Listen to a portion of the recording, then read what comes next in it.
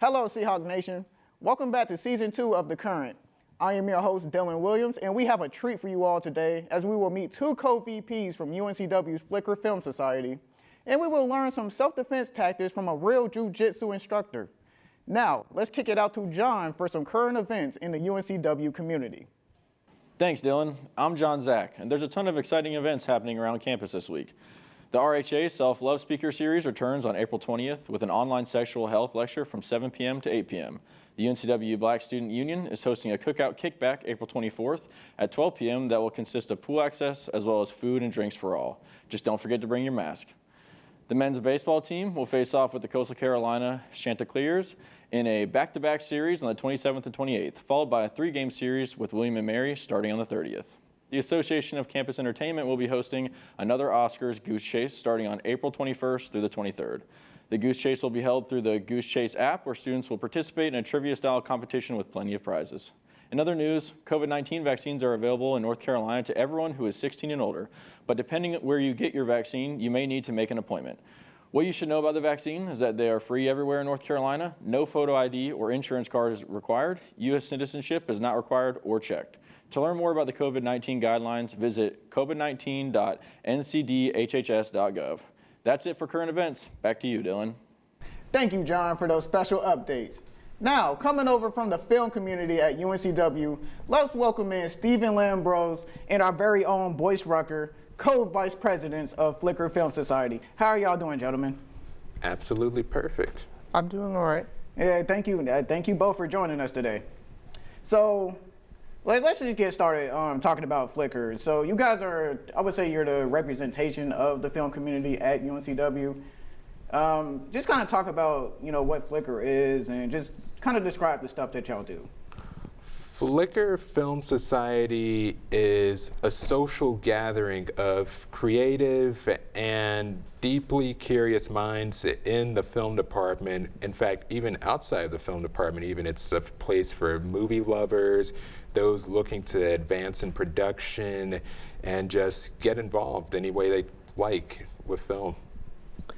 And our club is much looser in terms of its connection to the film department. Right. For example, Visions Film Festival, which just kind of happened a week or two ago, that was much more closely aligned with the film department. I wouldn't say Flicker was a part of that at all, but we did do the Reel Teal Film Festival, which is an annual event that we always do. We had to do it online this year because of COVID-19 restrictions. But yes, it's very much by students, for students, very student driven. Okay, so it's a very student-run kind of thing you have going on. So both of you guys are co-vice presidents. Just kind of talk about your duties in that role for the organization. As co-vice presidents, we were tasked with handling submissions for Reel Teal, which reached an immaculate number of 3,100 this time around. And we communicated with a judging committee of UNCW students and alumni, and we kept track of submissions, and it was a very enriching process, a very long process. Yeah, that's the bulk of our tasks is as co-vice presidents is handling the film festival, because it's one of the club's biggest projects every year. And we also do the odd jobs of answering emails and reserving rooms, but we're also there. We are a part of the wider community, and that's very important because these student filmmakers need a place to be a part of it. Okay, and just really quickly, you guys talked about handling the submissions for Reel Teal. How many submissions did y'all get this year? 3,100. Oh, wow. And we had to select close to 38 in order to have a pretty good selection for finals. I want to say I watched 2,000-ish films myself, because sometimes when students say that they're judges, oh, I would like to judge, I would like to be a judge, and they don't really judge, which is fine. Right. Because that's the college experience. Sometimes things drop off, but I picked up the bulk of it, and how I judged 2,000 was I sped watched. In the first 5 seconds, I was able to tell if a film had the quality behind it, because not every film does, unfortunately. But also, is this the right fit for the student body, and for can they gain something out of it? Okay, so you guys had some new faces coming in, some new officers coming in this year. Has there been any, sort of new happenings going on with Flickr throughout this year? Our production club, because within Flickr Film Society, there's there's a productive production club with some of the best student filmmakers that I've seen here, and I'm a senior at UNCW, and there's some of the best student filmmakers that this campus has within that production club. And I think that, so they're going to expand into YouTube. And what they're doing is they're going to do a movie versus series.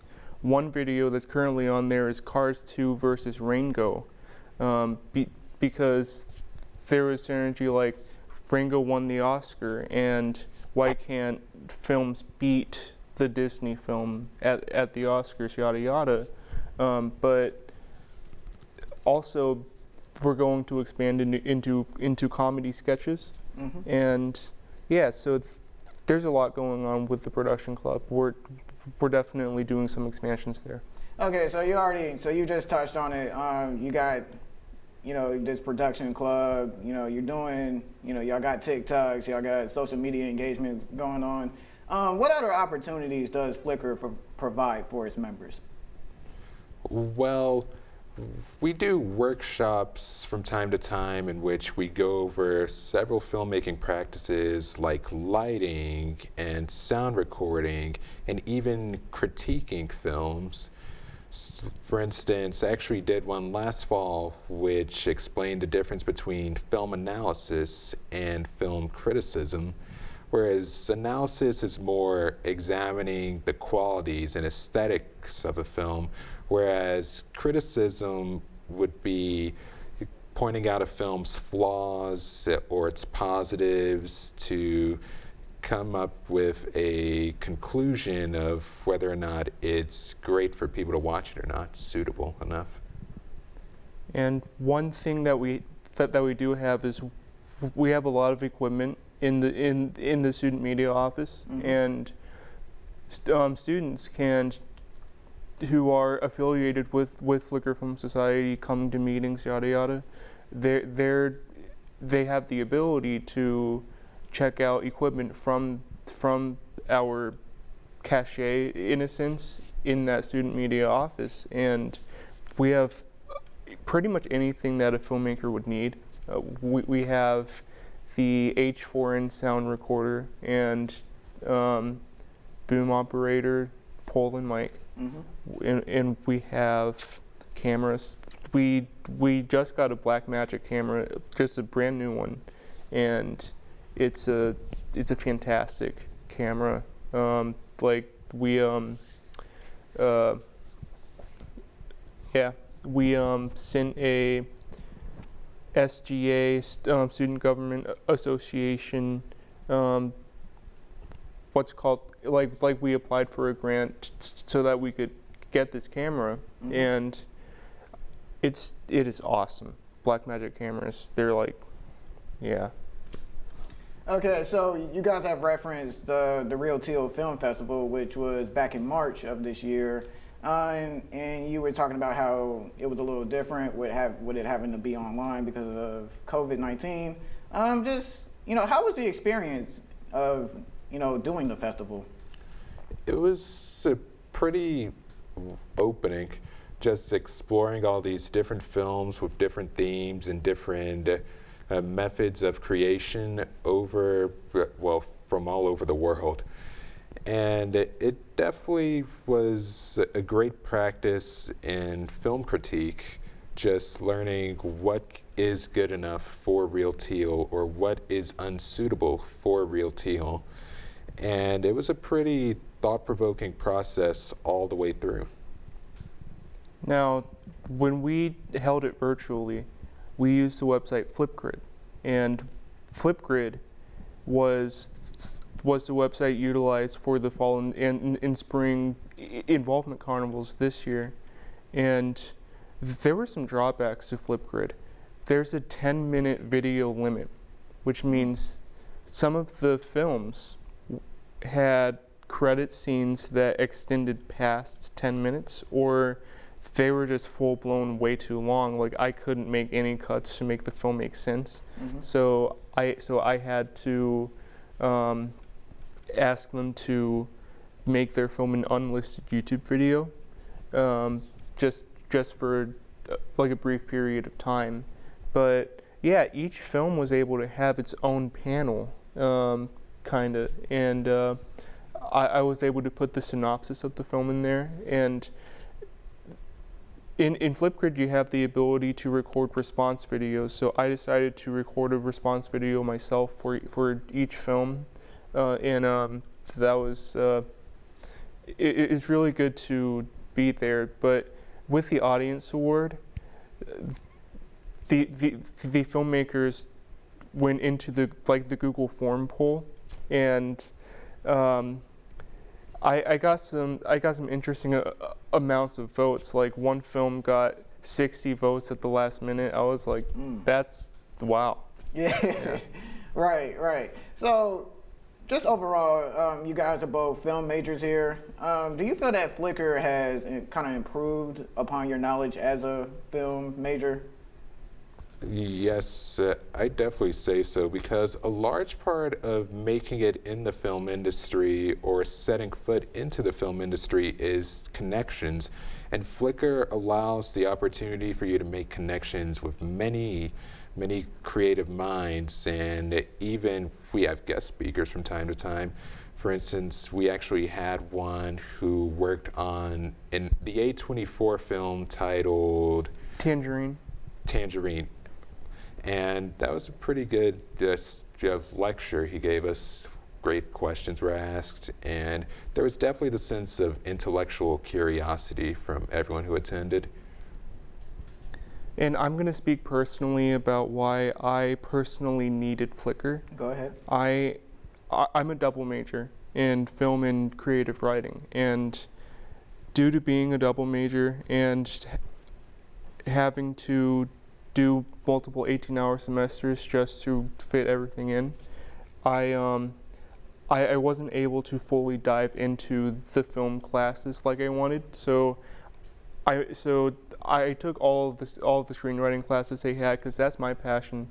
But I missed some very important pillars like directing and, maybe the class that people take to help with visions. Mm-hmm. But that's where Flickr came in, and I was able to ingratiate myself with aspects of production and aspects of film festivals. Now I love film festivals, and I would be honored to work with like a big film festival somewhere down the line. Okay, so really quickly, what would you say are the plans for Flickr, as we move forward, as this year comes to a close? I would definitely say progression in our new ventures, such as the YouTube channel, and it's definitely going to be a great change once we get back into person with meetings. We'll have a lot more workshops and a lot more opportunities to interact with our attendees. And one thing that we're doing now is we're actually searching for officers. So we need new people to fill in roles like social media manager and event coordinator, and so we're going to hold those elections on during our Monday meeting, and that's going to be a very important important stepping stone, and because we're going to oversee that shift in membership, and we're going to make sure that they have the capability. Well, we know they're going to have the capability, but we're going to make sure that they have the knowledge base of being able to carry the club forward. Okay, so, as we close out this interview, where can we find y'all on social media? You may follow us on Flickr Film Society and Instagram, Flickr Film Society on TikTok, or you could reach out to any of us personally and we'll gladly show you the way to our social media platforms. And I would also like to say that we're going to delete our website, which is tied to Wix, and we're going to move our website functions onto Wavelink. And I think Wavelink is currently underutilized among the general UNCW populace. Mm-hmm. And yeah, Wavelink is just going to be awesome. Okay, Boyce, Rucker, Steve, and Lambros, thank you all for joining us today. Thank you. Absolutely. Here at UNCW, we promote a safe learning environment on and off campus. This week, we sent the crew to a local Jujutsu badass to learn some helpful techniques that you could use to protect yourself on and off campus from evildoers. What's up, you guys? Brian Schneider here, and I'm here with Tyler Brogan, Jujutsu instructor at Epic Jujutsu Gymnasium in Wilmington, North Carolina, and he's going to show us some moves today on self-defense. Is if we get into altercation at a bar or somewhere, and someone comes and just throws a big overhand right or something, we're going to do, Ryan, come here. So he comes in, he throws a big, this is called a rhino block. So a rhino block is, you want to grab the back of your head like this and keep your elbow tight, because if you kind of have your elbow out like this, it's going to come back and hit you in the face, and you don't want to reach out, because you reach out like this, or you're here, it could come over and hit you on the chin. So when you're throwing, I'm keeping that tight, and I'm not looking away from it. I'm looking straight at him, so that way I can still see what he's doing. All right? So you're here, boom. All right, cool. Got it? Sweet. Cool. Let's do it. It's called a rhino block. So you're grabbing the back of your head like this, and you're keeping your elbow tight, and you're looking straight at someone. So instead of being like a lot of times people like to reach out and stuff to grab them, but that's like the worst thing, because then you're taking your hands away from your face. Right. And especially when you're up standing, you always want to have your hands like around like your face or something like that. Even if you're talking to someone at a bar or something like that, kind of be like this, because that way if they something surprise you or they have other buddies or something, you're a little bit more aware of that. Right. Okay. So if I come at you with a big overhand, you come in, that's what you're gonna do. And I'm keeping it tight just like this? Yeah, just like that. And I need to be, like, am I looking at you when I'm doing this, or should I be, like, tucking? No, you want to be looking at me, so that way you can see me at all times. Because if you start looking away, like, you don't know what they're doing. They may just start going off or something like that. Right. Okay. So you always want to be looking, and then once you do that, you're here, yeah. Gotcha. Okay. All right, okay. There you Nice. go. All right, That's Ryan. good. Big thing is when you're in the street fight is distance. You don't want someone rushing in on you and getting close and then they're able to tee off on you. So if someone comes in, first thing you do is you gotta time that knee. Come at the kneecap because it's good. It gives that they can hyperextend that knee and keep them off you, right? What you don't want to do is you don't want to kind of have like this and then fall this way and then they have your back. Okay. Right? Or you could do the same way with being like here and just kind of slip off. Right. So you really want to have it where you're right there at the knee. So he comes in, time that as a step. So he comes in, time it as a step. So as soon as their foot hits the ground, Yeah, as that's that step goes, that's when you're kicking that knee. Gotcha. So that step, when I step, that's when you're kicking. That's a good aim. So step, boom, step. Nice. Nice. Good. Cool. Say someone comes up to you and they like push you up against a wall with your throat. So the first thing you want to do, have your hands up. As you do it, you want to find your hands. As I find my hands, I'm peeling his fingers back. As I do that, I step off to the side and I can take off running or whatever. So one more time. Boyce here.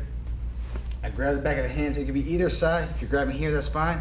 I'm taking here. That hand, that's on the outside. You're going under, and then this is going over, and you're peeling it over, and kind of use your elbow to step up on the angle. Okay. All right, let me So try. you want to do it? Yep, you come on. I'm grabbing you.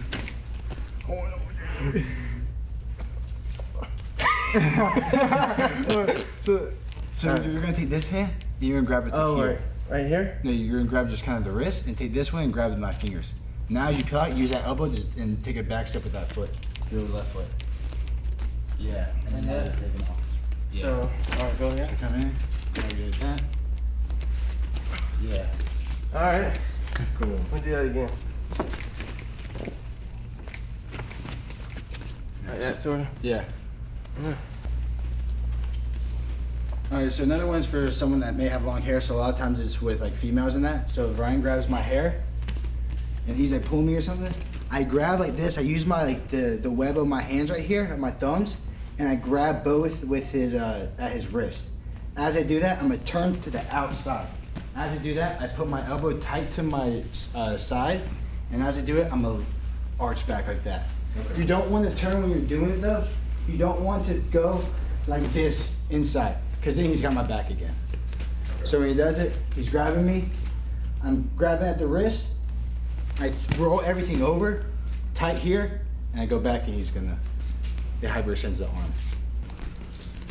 So I'm grabbing, and I don't want to tuck this way because I'm giving you my back. Yeah, so I want to go come that here. way and pull it tight and lift up. Okay. Good.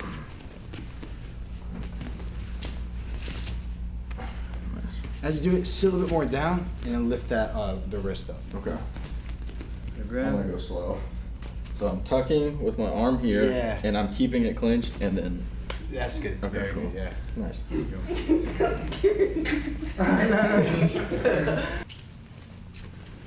All right, now another thing is, say the fight, because most of the times when you're in a street fight or anything like that, any self-defense situation, you're going to probably end up on the ground. 9 times out of 10, you end up on the ground.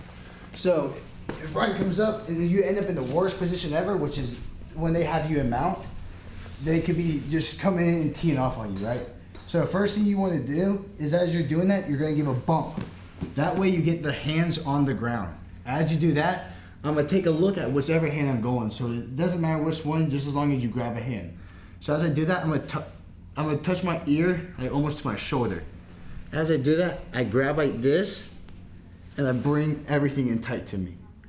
Then I'm gonna take my other foot right here and put it around his foot, because if I don't, and I go to bridge up and roll, he can just base out with that foot, and that way he doesn't get, and that way I'm not gonna get it. But I keep that here to take a leg out from him. As I do that, I have my head still turned. I'm bridging up high to the sky, and as I do that, I'm just rolling everything over. Now I'm here, I can get up, and I can get out. Gotcha. So I'm on you, I start throwing punches. Teeing off. So first thing we do is knee bump. Yeah. Now my hands are to the ground. And I want to keep it like this, right? Yeah, and keep it tight to your chest, yeah. And then, Beautiful. Yeah. Okay. Easy, yeah, you got it. I went really slow. The key is to go really slow. Thanks again, Tyler, for having us out here. I'm sure we all took away something good today for self-defense, and it was a really fun time for us. Anybody you want to shout out or just plug the gym, social media accounts, or Yeah, you can find us just on Instagram at @EpicBJJ. And that's it. cool? All right. You want to do the bow? Yeah. All right. Just right here. All right, thanks for coming. 1, 2, 3. Good job. Thanks, Good man. job. Good job. Back to you, Dylan. Thank you again for tuning in into this week's episode of The Current. I am Dylan Williams, signing off.